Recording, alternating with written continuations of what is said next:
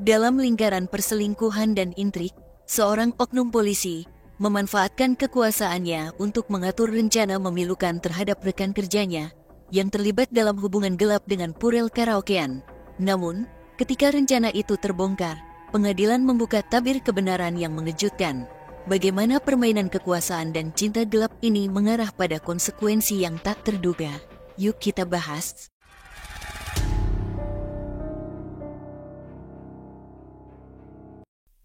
Saya perkenalkan Anda pada Bribtu Prayoga Ardi Priyanto, yang biasa dipanggil Yoga, adalah seorang anggota Polres Blitar Kota. Yoga tinggal di wilayah Kanigoro, Blitar bersama istri dan anaknya. Dalam kesehariannya, Yoga bertugas sebagai polisi, pergi pagi dan pulang sore, sementara istrinya bekerja sebagai guru SD. Selain itu, mereka juga mengelola bisnis rental kendaraan di rumah mereka. Setelah 4 tahun menikah pada tahun 2009, Yoga pernah terlibat perselingkuhan dengan Wati, seorang janda beranak satu yang bekerja sebagai sales promotion girl, SPG, rokok sekaligus LC, di salah satu sebuah kafe karaoke di Blitar. Awalnya, mereka bertemu di karaoke dan mulai dekat, menjalin hubungan yang hanya untuk bersenang-senang. Meskipun Yoga mengkhianati pernikahannya, ia tetap memenuhi kewajibannya dengan memberikan seluruh gajinya kepada istrinya untuk kebutuhan sehari-hari. Namun, lambat laun, istrinya mulai curiga dan akhirnya mengetahui perselingkuhan Yoga. Setelah ketahuan, Yoga pun mengakui kesalahannya dan meminta maaf kepada istrinya, berjanji tidak akan mengulangi perbuatannya. Yoga kemudian mengakhiri perselingkuhannya dengan Wati, meskipun kadang-kadang masih berhubungan saat pergi ke karaoke. Di sisi lain, Wati juga menjalin hubungan dengan atasannya Yoga, yaitu Kompol Ruslan, yaitu menjabat di Wakapolres Kota Blitar, yang juga sudah beristri dan memiliki anak. Pada tahun 2011, Ruslan sering mengunjungi karaoke tempat Wati bekerja, dan mulai tertarik serta menggoda Wati. Karena profesinya sebagai LC, Wati menyambut godaan Ruslan dengan ramah. Mereka bertukar nomor telepon dan akhirnya menjalin hubungan. Selama berpacaran dengan Ruslan, Wati sering mendapatkan barang-barang mewah dan mereka sering menghabiskan waktu bersama. Namun, seiring berjalannya waktu, Wati mulai merasa tidak nyaman dengan sifat Ruslan yang keras dan mengintimidasi, sehingga sering membuat Wati ketakutan. Sementara itu, Ruslan sudah terlanjur jatuh cinta pada Wati bahkan sampai melarang Wati untuk dekat dengan siapapun. Di waktu yang sama, Wati masih sesekali berkomunikasi dengan Yoga meskipun mereka sudah tidak memiliki hubungan apapun lagi, hanya sebatas teman. Ketika Ruslan mengetahui bahwa Yoga, bawahannya di kantor, adalah mantan kekasih Wati dan mereka masih berkomunikasi, ia merasa cemburu dan marah besar kepada Yoga di kantor. Ruslan langsung menemui dan menginterogasi Yoga. Setelah mengetahui bahwa Yoga sudah menikah, Ruslan tampak marah karena menganggap Yoga tega mengkhianati istrinya. Yoga dengan jujur mengatakan bahwa ia sudah tidak memiliki hubungan apapun lagi dengan Wati dan tidak pernah lagi berselingkuh dari istrinya. Namun, Ruslan tidak percaya dan memaksa Yoga untuk mengakui bahwa dia berselingkuh dengan Wati. Yoga tetap bersikeras bahwa dia tidak memiliki hubungan apapun lagi dengan Wati. Karena dianggap tidak jujur, Yoga pun hujami. Bahkan seragam dinasnya dibakar dengan rokok hingga berlubang. Ruslan seolah marah karena Yoga, sebagai anggotanya, dianggap melanggar kode etik polisi dengan berselingkuh dari istrinya. Setelah pulang dinas, istri Yoga terkejut melihat Yoga yang babak belur dengan seragam dinas yang berantakan dan berlubang. Istrinya bertanya apa yang terjadi, tetapi Yoga awalnya tidak jujur dan hanya menjawab bahwa ia baru saja melerai orang tawuran. Meskipun merasa jawaban itu tidak benar, istrinya memilih untuk tidak menekan Yoga lebih lanjut. Beberapa hari kemudian, di kantornya, Yoga diadili oleh Ruslan secara sepihak karena dianggap melanggar kode etik polisi.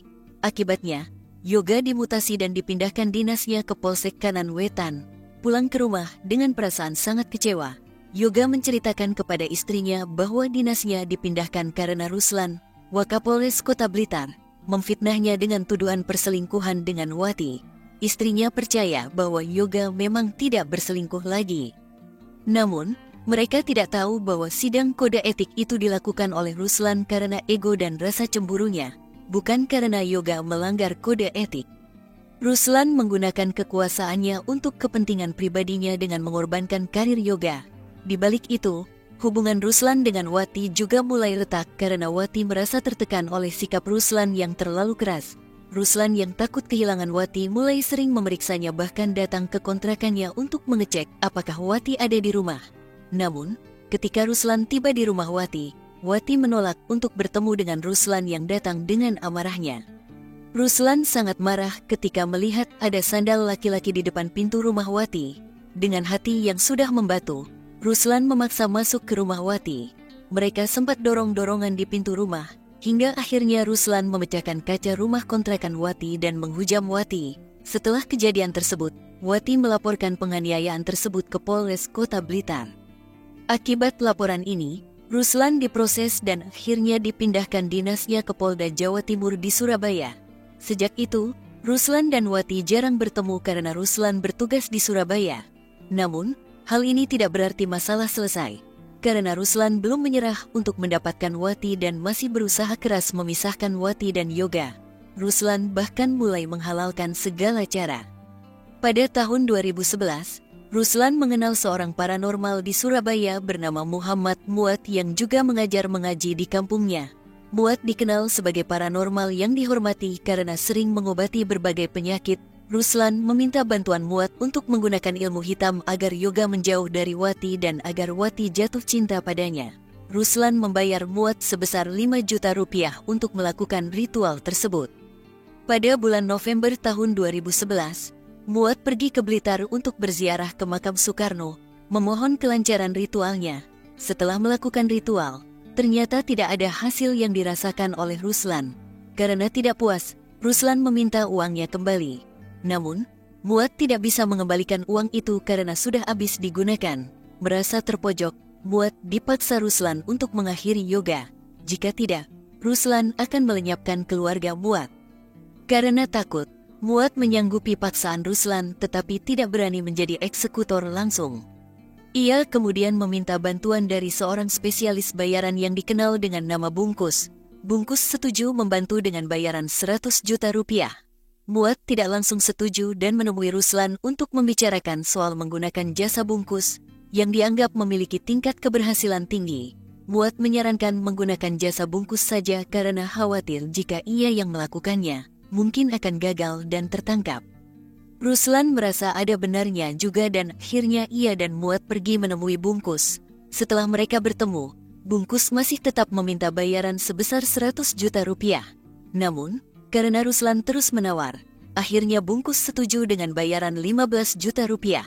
Meski demikian, saat itu Ruslan tidak langsung membayar karena berencana membayar uang muka setelah semuanya siap beraksi. Beberapa hari kemudian, mereka mendengar kabar bahwa Bungkus meninggal dunia karena sakit. Ruslan pun marah lagi kepada Muat dan akan melenyapkan keluarganya jika urusannya dengan yoga belum selesai. Karena tertekan, Muat mencari orang lain yang bisa membantu. Ia menawarkan tugas tersebut kepada Hussein, tetangganya, dengan janji bahwa jika berhasil, Hussein akan dibelikan rumah.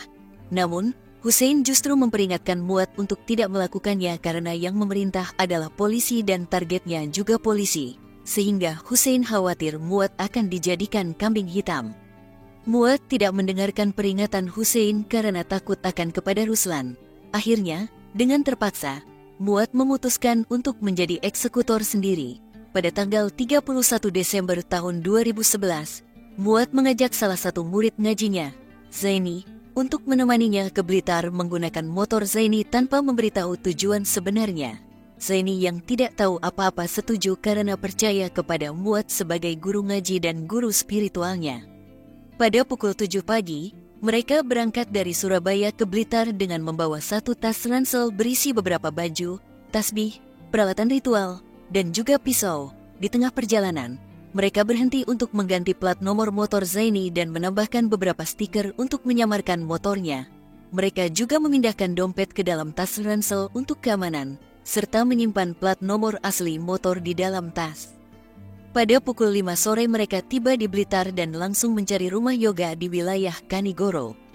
Karena tidak tahu persis lokasi rumah yoga, Mereka bertanya kepada orang-orang di sekitar dan akhirnya mendapatkan petunjuk bahwa rumah yoga memiliki tanda rental motor dan mobil. Mereka pun menemukan rumah yoga dan memanggilnya. Tetapi yang keluar adalah istri yoga. Muat mengaku bernama Irul dan mengatakan bahwa ia ingin bertemu yoga untuk urusan sewa mobil. Istri yoga mengatakan bahwa yoga belum pulang dinas, sehingga mereka pamit dan pergi makan di warung.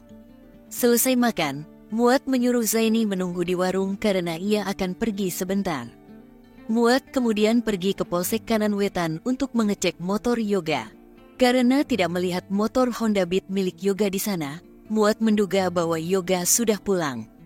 Muat segera kembali menjemput Zaini di warung dan mereka kembali ke rumah yoga.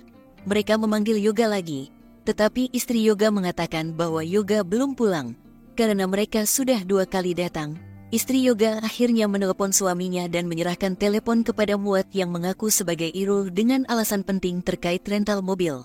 Yoga mengatakan bahwa ia akan pulang agak terlambat karena sedang apel persiapan pengamanan tahun baru dan akan pulang sekitar pukul 7 malam. Setelah menelepon, mereka pamit lagi dan menunggu yoga di pinggir jalan sekitar Polsek Kanan Wetan. Setelah menunggu lebih dari 1 jam, sekitar pukul 7:30 malam, mereka melihat yoga lewat menggunakan motor Beat-nya. Secara singkat, mereka napas yoga. Setelah itu, yoga mulai merasakan kesakitan karena noda merah dari lehernya terus mengalir deras. Yoga berusaha menutup lukanya dengan tangan, sementara warga mulai mendekat. Salah satu warga yang melihat tas terjatuh di pinggir jalan mengira itu milik yoga dan menggantungkannya di motor yoga. Yoga kemudian kembali ke kantornya yang hanya berjarak 500 meter dengan mengendarai motor sambil menahan noda merah dari lehernya. Setibanya di kantor, yoga yang mulai sempoyongan meminta tolong kepada teman-temannya dan kemudian terjatuh karena lemas. Teman-temannya terkejut melihat kondisi yoga dan segera membawanya ke rumah sakit terdekat. Namun, dalam perjalanan, yoga berhenti bergerak. Teman-temannya mencoba memanggil-manggil yoga.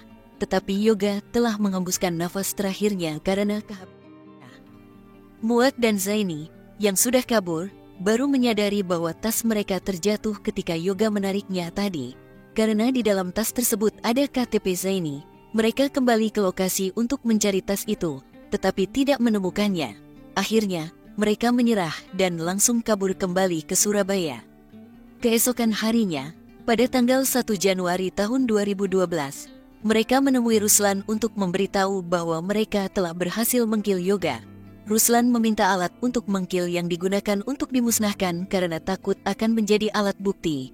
Ruslan kemudian memberikan uang sebesar 10 juta rupiah kepada Muat dan menyuruhnya segera melarikan diri dan menjauh dari polisi. Dengan uang tersebut, Muat membawa istri dan anaknya kabur keluar kota, berpindah-pindah tempat. Di sisi lain, polisi mulai menyelidiki kasus ini dan menemukan tas yang tergantung di motor yoga. Di dalam tas tersebut, mereka menemukan KTP Zaini yang menjadi petunjuk untuk menemukan pelaku. Dengan alamat yang tertera di KTP, polisi berhasil menangkap Zaini di rumahnya. Zaini mengaku bahwa bukan dia pelakunya, melainkan guru ngajinya yang bernama Muat. Zaini kemudian membawa polisi ke rumah Muat, tetapi rumah itu sudah kosong karena Muat telah melarikan diri. Setelah 2 minggu menjadi buronan, Muat akhirnya ditangkap di rumah kontrakannya di Desa Pesawahan, Kota Probolinggo, Jawa Timur, bersama istri dan anaknya. Ia langsung dikirim ke Polres Blitar untuk diperiksa dan diinterogasi. Karena tidak ada pilihan lain selain mengakui perbuatannya, Muat mengaku bahwa ia melakukannya atas perintah seorang polisi bernama Kompol Ruslan yang bertugas di Polda Jawa Timur. Ruslan yang sedang bertugas pun langsung ditahan di kantornya di Polda Jawa Timur, dan kasus ini mulai ditangani oleh Polda Jawa Timur. Setelah semua pelaku ditahan, kasus ini masuk ke proses pengadilan. Di pengadilan, pengacara Ruslan langsung memberikan pembelaan, menyatakan bahwa Ruslan sama sekali tidak memerintahkan Muat untuk mengkill yoga. Pembelaan tersebut menegaskan bahwa tindakan itu dilakukan atas inisiatif Muat sendiri. Menurut pengakuan Ruslan, ia hanya meminta tolong kepada Muat yang seorang dukun untuk menyantet yoga agar memisahkan yoga dari Wati dengan membayar Muat sebesar 5 juta rupiah. Uang itu diberikan atas permintaan orang tua Wati yang meminta Ruslan mencari dukun untuk menjauhkan Wati dari yoga. Karena sejak mengenal yoga, Wati jarang pulang dan berperilaku tidak baik. uang 5 juta rupiah itu berasal dari orang tua Wati. Ruslan juga mengaku di pengadilan bahwa niatnya hanya untuk memisahkan Yoga dari Wati karena kasihan melihat rumah tangga Yoga dengan istrinya tidak bahagia akibat perselingkuhan Yoga dengan wanita lain yang merupakan bawahannya. Pembelaan ini membuat Muat marah di pengadilan karena merasa dikambing hitamkan oleh Ruslan. Muat mengaku bahwa Ruslan memaksa akan mengkil keluarganya jika Muat menolak perintah untuk mengkil Yoga. Setelah berhasil melakukan kepada Yoga, Muat mengaku dibayar 10 juta rupiah oleh Ruslan untuk melarikan diri. Ruslan juga meminta barang bukti yang digunakan untuk mengkil Yoga untuk dimusnahkan karena khawatir menjadi barang bukti.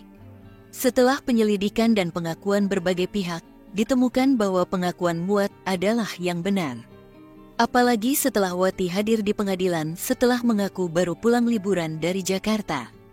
Wati menyatakan tidak tahu menahu soal rencana Ruslan dan mengaku orang tuanya tidak pernah meminta tolong kepada Ruslan untuk menjauhkan dirinya dari Yoga, apalagi sampai memberikan uang 5 juta rupiah untuk mengguna-guna Yoga. Tetangga dan Muat mengenalnya sebagai guru ngaji dan paranormal yang sering mengobati warga desa dengan ikhlas. Mereka semua percaya bahwa Muat tidak mungkin berani melakukan tindakan tersebut tanpa tekanan dari Ruslan. Istri Muat juga mengaku bahwa suaminya pernah curhat tentang tekanan dari Ruslan yang memaksanya melakukan tindakan itu demi menyelamatkan nyawa istri dan anaknya. Dalam masa pelariannya, istri Muat sempat menyarankan agar Muat menyerahkan diri ke polisi karena merasa bahwa Muat sudah salah menjadi eksekutor. Muat sempat berkata kepada istrinya bahwa mati lari pun telah mati karena situasi mereka yang sudah terombang-ambing. Berdasarkan penyelidikan dan semua pengakuan terkait, Ruslan dinyatakan sebagai otak dari kasus ini dan dijatuhi hukuman 16 tahun penjara. Muat, sebagai eksekutornya, juga dijatuhi hukuman 16 tahun penjara. Sedangkan Zaini hanya divonis 9 bulan penjara karena tidak tahu apa-apa dan tidak terlibat dalam rencana mereka. Zaini hanya mengikuti Muat tanpa mengetahui tujuan sebenarnya dan saat kejadian ia bingung saat Muat tiba-tiba menghujam Yoga. Keluarga Yoga merasa kecewa dengan vonis hukuman untuk Ruslan yang hanya 16 tahun, sama dengan eksekutornya, meskipun Ruslan adalah otak dari kasus ini. Dari cerita ini, kita bisa mengambil pesan bahwa kejahatan dan kejadian seperti ini selalu membawa konsekuensi buruk.